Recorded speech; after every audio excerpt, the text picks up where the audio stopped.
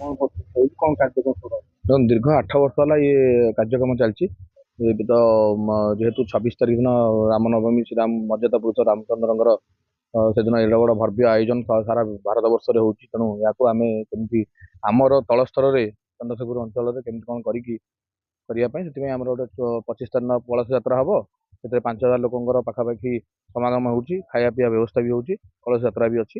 26 ତାରିଖ ଦିନ ପାଖାପାଖି 15,000 ରୁ 20,000 ଲୋକଙ୍କର ଖାଇବା ପିଇବା ଭୋଜନ ବ୍ୟବସ୍ଥା ଅଛି। ଗ୍ରାଣ୍ଡ ଲୁମ୍ବିନିରୁ ଆମର ପାଖାପାଖି ଅ, ଚନ୍ଦ୍ରଶେଖରପୁର ସଳିସିବିହାର ଫେଜ୍ 2 ପର୍ଯ୍ୟନ୍ତ ପଦଯାତ୍ରା ହବ। ତା ସହିତ ସେଠି ଆତସବାଜି ହବ, ଆଉ ପ୍ରବଚନ, ପାଇକ ଆଖଡ଼ା ଏଇଭଳିଆ ଭାବି ରାମଲୀଳା ସହିତ ଭବ୍ୟ ଆୟୋଜନ ହଉଛି। ଆପଣ ମାନେ ସମସ୍ତଙ୍କୁ ନିମନ୍ତ୍ରଣ ବି ଅଛି। ଆପଣ ମାନେ ସମସ୍ତେ ଆସିବେ ଦେଖିବେ। ଚନ୍ଦ୍ରଶେଖରପୁର ସଳିସିବିହାର ଫେଜ୍ 2 ତଳ ପଡ଼ିଆ।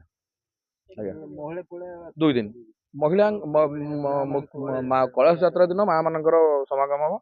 ଆଉ ପାଖାପାଖି 200 ମହିଳା ମାନଙ୍କର ପାଇଁ ଆୟୋଜନ ହେଇଛି। କଳସ ଯାତ୍ରାରେ ସେମାନେ ସମସ୍ତେ ରହିବେ।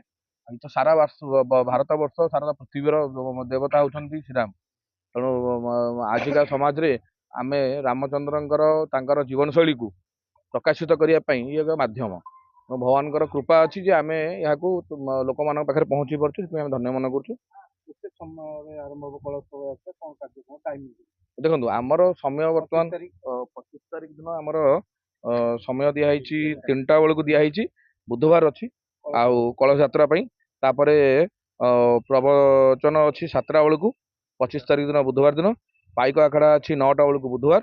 ପ୍ରସାଦ ସେବନ ଅଛି 9ଟା ବେଳକୁ ବୁଧବାର ଦିନ। ତାପରେ 26 ତାରିଖ ଦିନ ଆପଣଙ୍କର ରାମ ପୂଜା ପୁଷ୍ପାଞ୍ଜଳି ଅଛି 26 ତାରିଖ ଦିନ ସକାଳ 11ଟା ବେଳକୁ ଅଛି। ତାପରେ ପଦଯାତ୍ରା ବାଇକ ରାଲି ଅଛି 4ଟା ବେଳକୁ ଗୁରୁବାର। ଆମର ଲୁମ୍ବିନି ବିହାର ଫେଜ୍ 2 ରୁ ବାହାରିବ।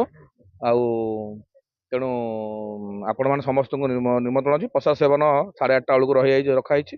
ଭଜନ ସନ୍ଧ୍ୟା ମଧ୍ୟ 8ଟା ବେଳକୁ ଅଛି ଗୁରୁବାର ଦିନ। ଆଉ ରାମଲୀଳା ଆମର 10ଟା ବେଳକୁ ଅଛି ଗୁରୁବାର ଦିନ। ଜନସାଧାରଣଙ୍କୁ ନିବେଦନ କରିବେ କି ମିଡିଆ ମାଧ୍ୟମରେ ଯେ ବହୁ ସଂଖ୍ୟାରେ ମଧ୍ୟ ମୁଁ ଆପଣମାନଙ୍କ ଗଣମାଧ୍ୟମ ବନ୍ଧୁମାନଙ୍କ ମାଧ୍ୟମରେ ଆମେ ନିମନ୍ତ୍ରଣ କରୁଛୁ। ସମସ୍ତେ ବହୁତ ମାତ୍ରାରେ ଆସନ୍ତୁ। ଏଇଟା ଆପଣମାନଙ୍କର ଫଙ୍କସନ। ରାମଚନ୍ଦ୍ର ସାରା ଭାରତ ବର୍ଷ ପୃଥିବୀର ମର୍ଯ୍ୟାଦା ପୁରୁଷ ଆରାଧ୍ୟ ଦେବତା ଆମର।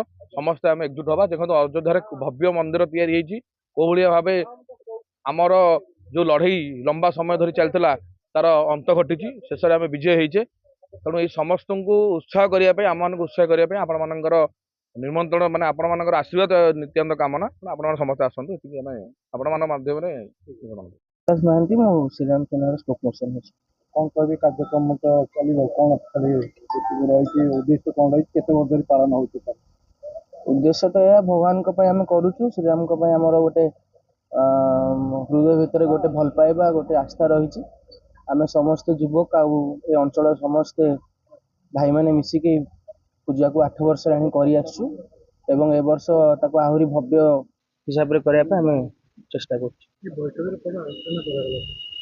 ଆମର ମିଟିଂ ଥିଲା, ଆମ କୋର କମିଟି, ଆମେ ଯେତିକି ମେମ୍ବର ସବୁ ଅଛନ୍ତି, ଆମେ ବସିକି କେମିତି ପୂଜାକୁ କରିବୁ, କେମିତି ଭଲେଣ୍ଟିୟର ମାନେ ରହିବେ, କେମିତି ଟ୍ରାଫିକର ଆମେ ଆୟୋଜନ କରିବୁ, ପାର୍କିଂ ର କେମିତି କଣ ଇଏ କରିବୁ, ଆମେ ସବୁ ସେଇ ସବୁ ବିଷୟ ଡିସ୍କସନ ଶୋଭାଯାତ୍ରା ହବ ଯୋଉ ବିଶାଳ ରାଲି, କେତେ ଆମର ବାଇକ ରାଲିରେ ଆମେ 500 ବାଇକ କରିଛୁ ଏବଂ ପଦଯାତ୍ରା ପାଇଁ ଆମର 300 ରୁ 400 ଭିତରେ ପଦଯାତ୍ରା।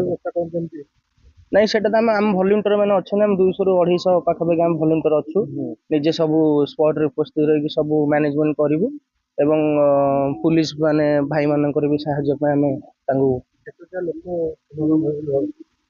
ସଭାମ ଆମର ସେ 15 ରୁ 20,000 ଲୋକ ଆମେ ଟାର୍ଗେଟ ରଖୁଛୁ। ଖରା ଦିନ ରହୁଛି ଖରା ପାଇଁ ପାନୀୟ ଜଳ ବ୍ୟବସ୍ଥା ନିଶ୍ଚିତ ଆମେ ପାନୀୟ ଜଳ ବ୍ୟବସ୍ଥା ସବୁ ଛକ ମାନଙ୍କରେ ଆମେ ରଖିବୁ। ଯେବେ ଆମ ରାଲି ହବ, ଶୋଭାଯାତ୍ରା ପାଇଁ ବି ଆମେ ସମସ୍ତେ ଭଲ୍ୟୁଣ୍ଟର ମାନେ ସମସ୍ତଙ୍କୁ ପାଣି ଏବଂ ଦହି ପାଣିର ବ୍ୟବସ୍ଥା ବି କରୁଛୁ। ନିଶ୍ଚିତ ଆମେ ତ ସେଇଟା କଥାବାର୍ତ୍ତା ହବୁ ପୁଲିସ ଭାଇମାନଙ୍କ ସହିତ। ଆମର କଥା ମିଟିଂ ଆଜି ଆମର କୋର କମିଟି ବସିଛି। ଆମେ ତାପରେ ଆମର ଯିଏ ଅଞ୍ଚଳର ଆଇଆଇସି ଅଛନ୍ତି ତାଙ୍କ ସାଙ୍ଗେ ବସିକି କଥାବାର୍ତ୍ତା ହେଇକି କେମିତି କଣ କରିବା ଯିବ ଆମେ ତାର ପ୍ରସ୍ତୁତ କରିବୁ।